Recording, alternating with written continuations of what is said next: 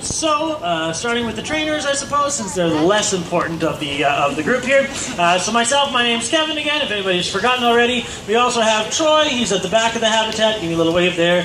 We have Phil, he has the hat on, and Jenna is walking with that what looks like a giant Q-tip, that's what we call a target pole, and Rachel's just hiding in the corner a little bit right now. You'll probably, hopefully be able to see her a little bit later on as well. So those are the trainers that we have working with the animals right now.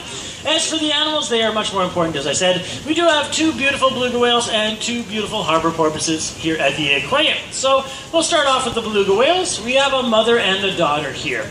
So working with Troy at the moment, that is the older of the two beluga whales. She is the mother, and her name is Aurora. So she is in her early 30s. And then working with Phil right now is her daughter, and that is Keela. So Keela is very special because she was actually the first beluga to be both conceived and born at a Canadian facility. So she was born right here at the Vancouver Aquarium on July 23rd, 1995. So we just celebrated her 21st birthday 1 week ago today. So we were very happy to celebrate that milestone with Keela here at the aquarium as well.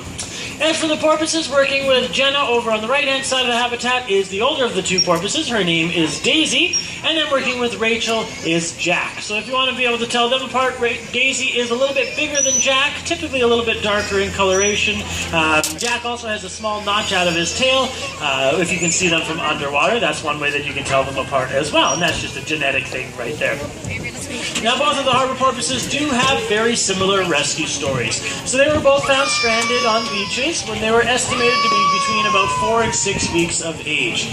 So Jack was rescued in 2012 from a beach near Horseshoe Bay, and then Dave, energy behaviors, and just some behaviors in general, mixing things up a little bit with Keela. Dave, I'll tell you a little bit about why we're working on those things, the reasons why we train here at the aquarium. And the first and most important of this project is basically to try and get as much information, all that kind of more in-depth information from the mucus in their chuff. And the reason we want to do that is because although we can do things like ultrasounds and blood samples with trained animals like the belugas and porpoises here at the aquarium, we can't currently get that information from animals out in the ocean, at least not very easily. So the more information we're going to be able to get out of that mucus in their chuff, the more we're going to be able to understand and in turn protect not only the animals we have here at the aquarium, but also their counterparts that are out in the ocean. Their training, anything like that. So feel free to just flag me down. I'll be happy to come and answer any of those questions. If you're wondering when the next program is, that is going to be at 12:30 with our belugas and harbor porpoises, and that is right here at the Canada's Arctic Habitat. So 12:30 is when you're going to be seeing that next program.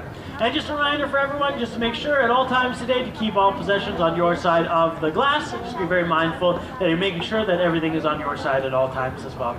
Other than that, thanks again, folks, and I hope everyone enjoys the rest of your day with us here at the Vancouver Aquarium. Thank you.